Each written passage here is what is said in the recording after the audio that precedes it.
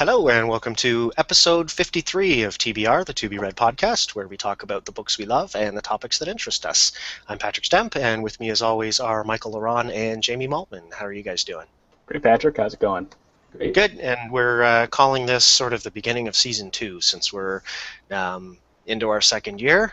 We're going to sort of keep track of these things. So let's see. Tonight we're going to be talking about, I called it digital discards. So whether or not we find it easier to give up on books if they're in digital format, easy just to kind of put them down and never pick them back up again. And as usual, we'll start with our weekly roundtable, and it looks like we'll start with Michael first. Yep, there he is. Yeah, I'm here. How's your reading this week? Actually, much better than last week.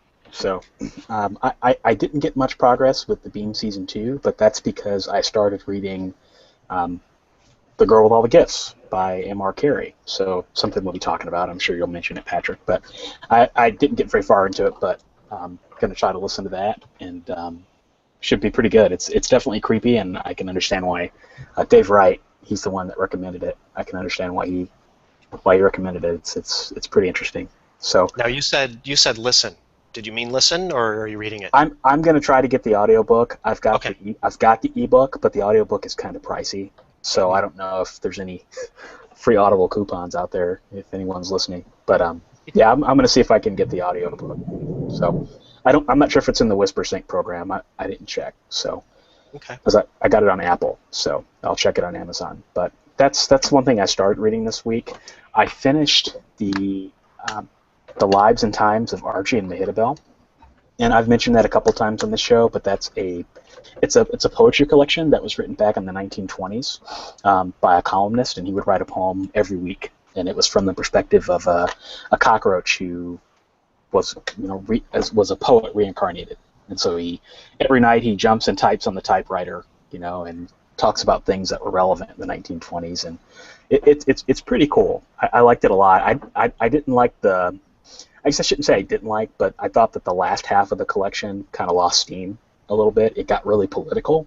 Nothing wrong with politics, right? But I think it just got a little too political, and it was a little too 1920s that I didn't really understand a lot of the context. So if anyone wants to pick it up and you like quirky poetry, I would definitely recommend the first half of the book, and then after that, tread lightly. So I finished that, and that probably took me a year and a half. I mean, there's probably 200 or 300 poems in the book. So, but I loved it.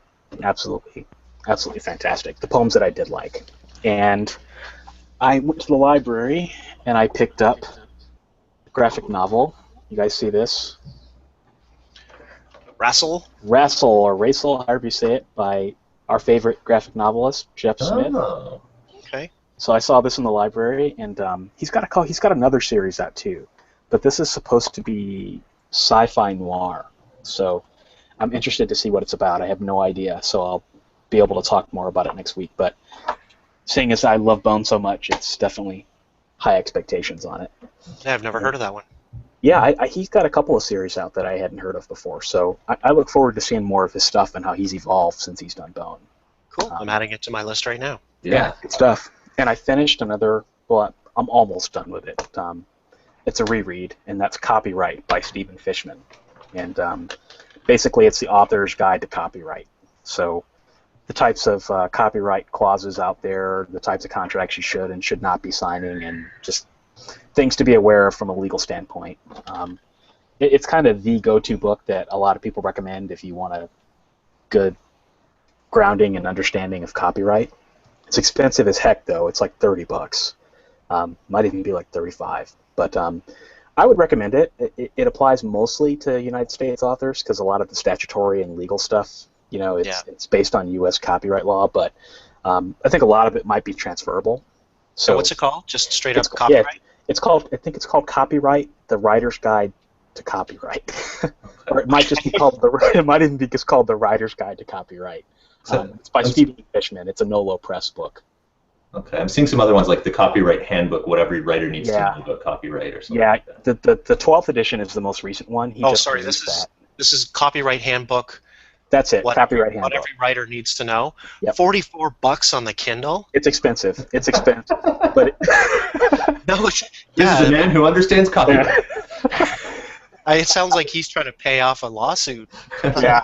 Well, hey, he's got to get those attorney's fees because it is an attorney that writes it. Yeah, I knew your eyes would bug out of your head when you saw that, Patrick. I mean, just put the little C in your book, copyright, Michael Ronn 2015. That's all you really need to know, right? That's a good start. Yeah, it's a because I will say, copyright exists whether or not you claim it, right? Yeah, as long as it's in a fixated form, of expression, then you're protected. But there are other things you have to consider, like when you're signing publishing contracts and sure. things like that are worth it. And honestly, this is probably the only book, this ridiculously high price that I've ever bought on Kindle that I can actually say worth the money, right? Wow. It's not like one of those diet books. You spend $100 to get 10 recipes, right? I mean, this is pretty good stuff. So. I would at least consider checking it out. On Amazon. I was checking it out on Amazon just out of curiosity because I noticed I have like Kindle Unlimited. Yeah. And it's weird some of the books that are in there. I just realized yesterday that all the Harry Potter books are in there. Yeah. So that I'm going to finish reading the series sometime this year probably. Awesome. Yeah, we'll have to have a Harry Potter episode then. Oh, so I'll have to finally start reading it. Oh, that's right. Sorry, Jamie. Well, no, but I should. That'll be you can be the devil's advocate, right? Well, that'll be interesting to push my son to let me start reading it to him. So. Yeah, cool. Yeah. That's it for you for the week? Yeah, that's it. And look forward to finishing The Girl with All the Gifts. So. Okay. How about you, Jamie? Mine will be pretty short. I've read like 90% of 1984. Of course, by George Orwell, and really enjoying it. And it is the classic that everyone makes it out to be. And it's cool too, actually, because my wife had randomly read it from Overdrive not too long ago, and I can't remember why she even picked it up because it wasn't normally what she would read, but she really liked it too. But I've been playing some different dystopian board games actually lately, which made me think of what, I want to finally read it. So yes, I've been really enjoying that. And actually, speaking of reading to my son, we've been skipping around a little bit. We'd start a graphic novel here, we'd started the Tintin, we didn't go very far with that. We started some more Asterix, we didn't go very far with that. We have been finishing the graphic novelization of The Phantom Menace. So he's hugely back into Star Wars again, and that one's fun because it lets me do my versions of all the voices, and he's cool with that. So. To which my sister, or no, it was my sister and my wife were saying, "Oh, you should go and do some of that on air on your show." And I'm like, no, I'm not going to do that. But now you guys will browbeat me to do that too. But no, it's a lot of fun. As long as you don't do Jar Jar, we'll probably. I was just going to say I don't need to. I'm not so keen on. I less like doing Jar Jar compared to like Ewan McGregor Obi-Wan or Qui-Gon with oh my gosh, blanking on the name now. But of course, Liam Neeson, right? Those ones are fun. Cool. I will say that he kind of channeled Obi-Wan, like what's the guy's name who did who played Bone? No, but he channeled just as well there that the actor as well as the character as the heck his name is it Urban in the Star Trek movies doing Bones. Like he really just kind of took on the original character and made it his own. Yes. Okay. Now I know what you're saying. Yeah. Totally. No, he did a great job. And it's funny, as you watch them all together, as you tend to when you have kids, it really lets you see that even more clearly. Well, hopefully the new movies don't suck. Yeah, hopefully. We won't get into that. But I'm like, I'll defend the entertainment value, if not the classic value of the second, of the prequel trilogy. But anyway, that's outside of the lines of our show. Yes. Although I'm sure we've all read our fair share of Star Trek and Star Wars novel adaptations, at least as kids. I know I did. For me, I really, really enjoyed Timothy Zahn's, I think, 3-book series back in the day that was supposed to be, I don't know, I'm going to say official, but it may not have been like sort of what happened after 4, 5, and 6. And that was a great series, but and I think around that time I probably read some other random Star Wars novelizations. I don't think I've ever read any Star Trek. Yeah, that's almost exclusively what I read. And actually, I read the Dean Wesley Smith adaptations and never even knew it was him. back in the day, back when I was a kid. So Hmm. I love those, the next generation novels. Cool. Anyway. So was that Yeah, your list, Jake? that was it. I said it was short this week. Yeah, it was very short. So I read. I'm continuing to read the Stephen Brust's Vlad Teltos series. I'm on book 5, and that one's called Phoenix. And I'm not too far into it. I would have expected to finish it this week, but like Michael, I picked up The Girl with All the Gifts at the recommendation of Dave Wright, and enjoying that one thoroughly. It kind of sucked me right in, and I read half the book and then realized I wasn't going to finish it before tonight, so I tried to pick up the other one again and didn't have enough time to get through that. So we'll probably have a lot to talk about next week.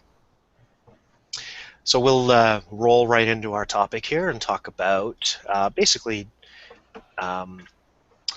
how much more likely are we to discard a book, if at all, if it is digital versus physical?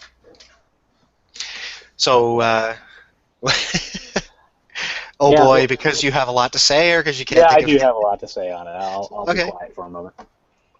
Okay, well, I'll throw out a couple of my thoughts then. It's so one of the things I was thinking about was the whole sort of out of sight, out of mind problem, where and I have this right now where I've got books sitting on my phone or my tablet or the Kindle, and every time you add a book, everything else gets shifted down one, and it's just very, very easy to forget about them. Versus if they're sitting on the shelf, I have my physical to be read pile sitting on a dresser in my office, and they're sitting there staring at me every day. That doesn't mean I'm getting to them any faster, but they're less likely to be pulled off the shelf, put away, and never ever read. That's one of my...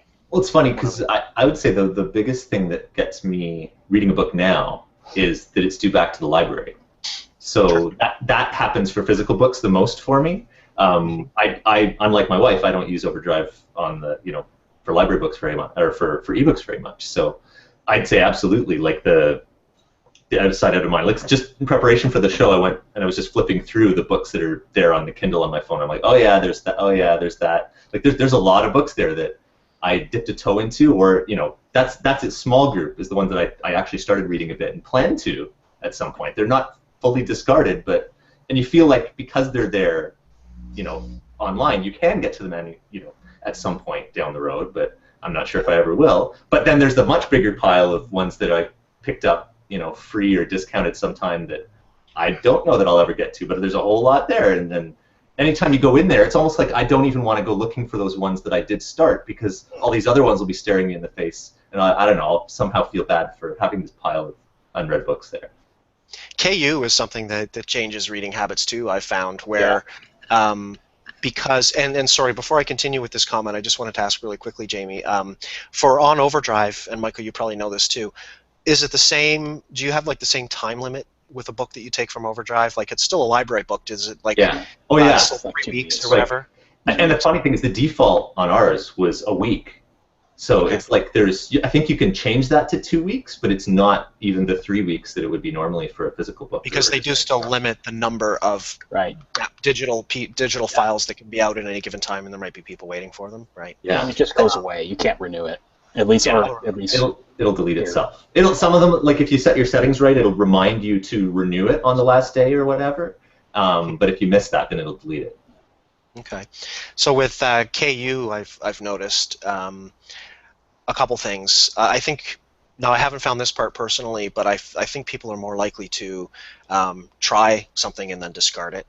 Obviously, if you haven't paid for it, I mean, you're paying for the service, but it's really easy to read a couple pages. Nope, don't want that. Try something else. But what I've found is I get pulled into reading books that I've downloaded for KU because I run out of, like, you can only have 10 out at a time. And so I'll go, oh, I want to get this book from KU, and it says, you've already got 10. You need to return something before you can.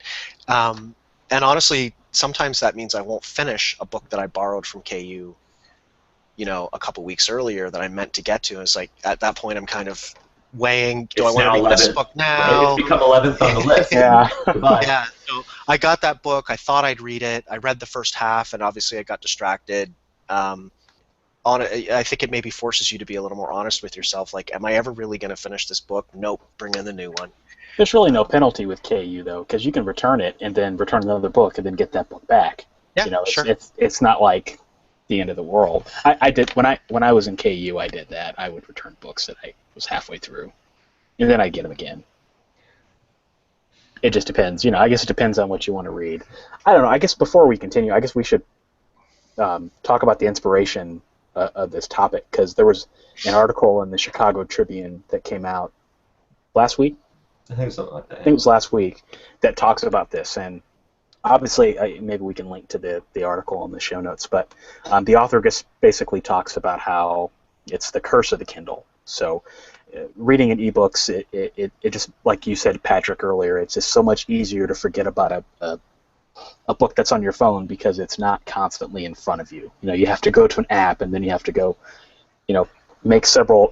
There's several clicks that you have to make, or touches. You know, if you're reading on a phone or a tablet, that you have to make before you can get to a book. And basically, the book is the article argues that has made people less likely, in some cases, to finish books than they were if they would have had a print book. Basically paraphrasing the article for our listeners. I wouldn't personally agree that it means I'm less likely to finish a book. You know, because if I'm not enjoying a paper book, I won't continue it. It changes your habits. Like, you have to be more sort of organized, and I might, like, quite often I'll find myself just opening a book that's further down the list simply to move it up in the carousel so it's up further in the list. So there's some management there that you have to do to just kind of keep yourself mindful of what you're trying to read. But at the end of the day, I don't think I'm really that more likely to turf a book than I would if it was paper. In fact, if I've paid for a paper book, I might feel more obligated to read it. And once again, we do pay for the KU service, but that's kind of that also is out of sight, out of mind, because it's just a charge that hits your credit card once a year, Right. And so you don't really it doesn't really feel like you're paying for it. Yeah, you know, I actually disagreed with the premise of the article. Like, for me, I don't see a difference between reading print and reading ebooks, because at least before I started on my Kindle, I can't tell you how many times I would go to a book sale, you know, and come home with a box full of books that I bought secondhand. You know, paid 50 cents or $1 or a couple of dollars for one, and still wouldn't read them, right? And then I would just have to make the decision at some point, after it's sitting on my shelf for a year, hey, I'm just never going to read this book. I'm going to sell it back and get, you know, something for it.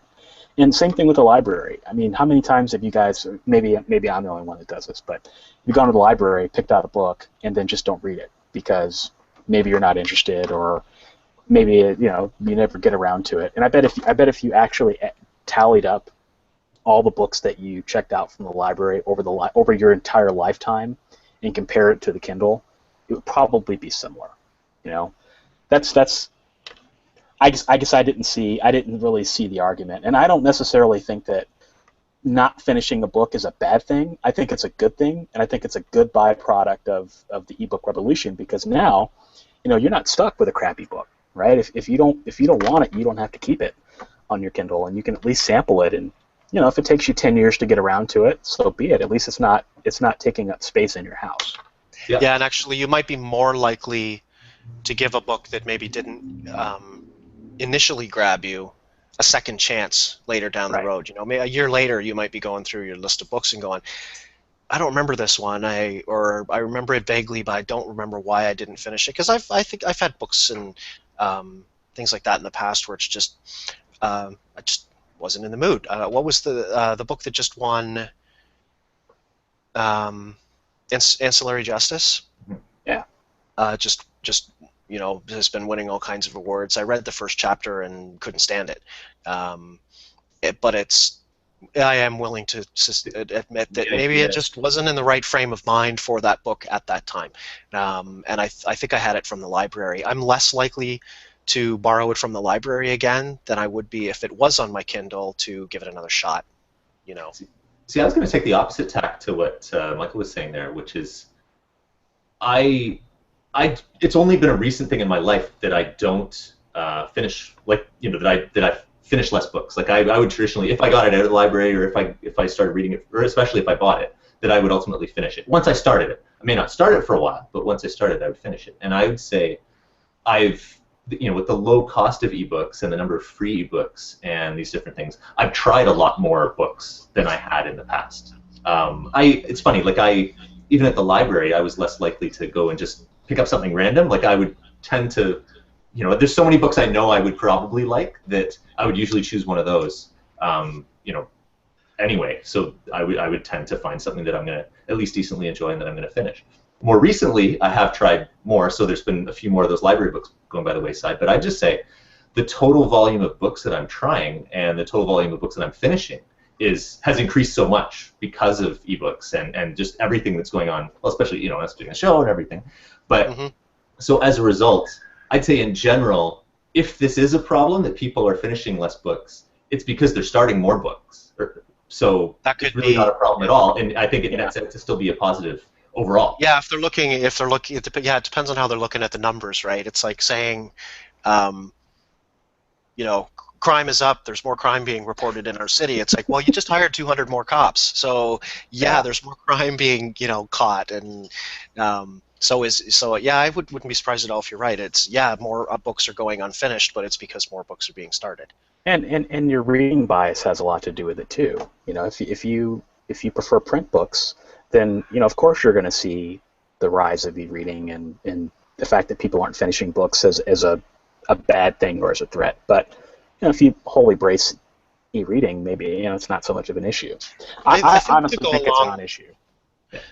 Yeah, and I think maybe to kind of take what Jamie was saying to another step is that the experimentation thing, to say like people are more likely to experiment in something when they can get that first look. I mean, there's you go to the library and you might flip through. I think you're less like when you've got all these books popping up to try genres you've never read before.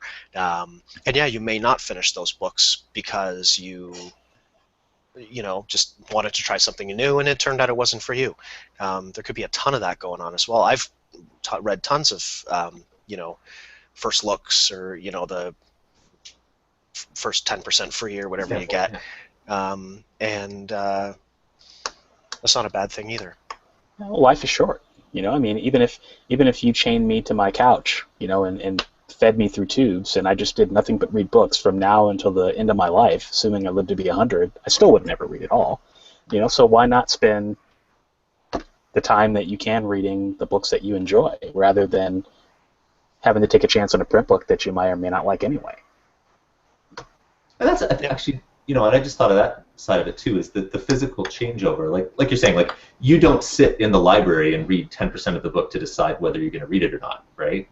Ever. You do the same thing you would in a bookstore, which is you read the back cover, and then you flip in. I don't even ever open to the front page. You flip to a random page and see what's going on, and So that's what you do there. But so then, if you're sitting in your chair at home, where you're lying in bed reading, the switching cost is very different compared to you're on your Kindle in bed and you're like, oh, I don't like that, and you go and you get your next book right there, right then, without even putting your Kindle down.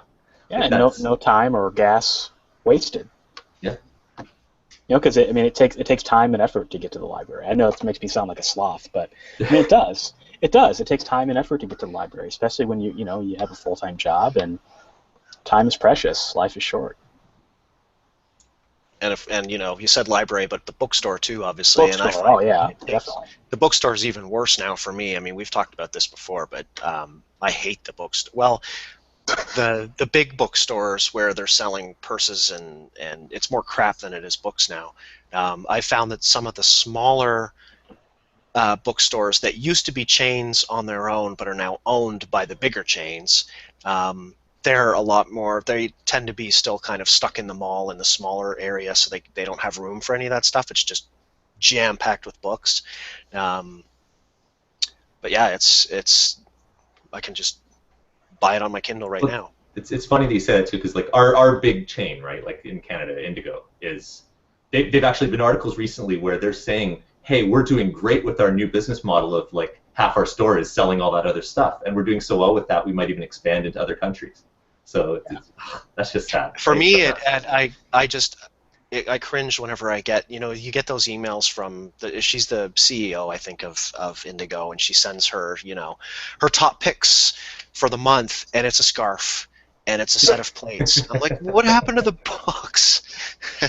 Yeah, Barnes and Noble is a lot like that too. That's our our biggest retailer here. And you walk in, I mean, the first thing you see are coffee mugs and backpacks, and I'm not really a fan of it either. I'll give them that in the Indigo. Is the front is mainly books or clearance the books. Very front, Yeah. Yeah, for us here, not it that I depends. go there very often. So. Yeah. Anyway, I think we. Go I ahead. know. I was just trying to We do have some comments. Real Okay. quick. Yeah, go ahead to the comments, and I'll think about my point list. Yeah, David Anson is watching. Says hello, guys, and he commented on the topic, and I refreshed the video, and the comment disappeared. So, all right. So, something to the effect of digital, physical, it doesn't matter. If I don't like a book, I just drop it. There are so many good books I have yet to read. I agree. Yeah. All right. My comment I was going to make is with the ebooks now and some of the stuff that like Kobo is doing, this is the first time you really know whether people are finishing books or not. So if they, a lot of the people that are bemoaning this phenomenon probably are just sticking their head in the sand in terms of how many people weren't finishing books before and just never said anything because they're either embarrassed or they don't want to tell you that, oh, that book you're recommending, I never even finished it, I thought it was crap. But now for the first time we have the analytics there, so we can see what's going on with people's finish rates, and some of those I'm sure shock the heck out of the people that are especially the literary types, like for some of the big books of last year, like what was it, the Goldfinch and stuff, some of the numbers that they had on that, right? They're like, wow, so a giant literary novel doesn't get finished by as many people as bought it. Really?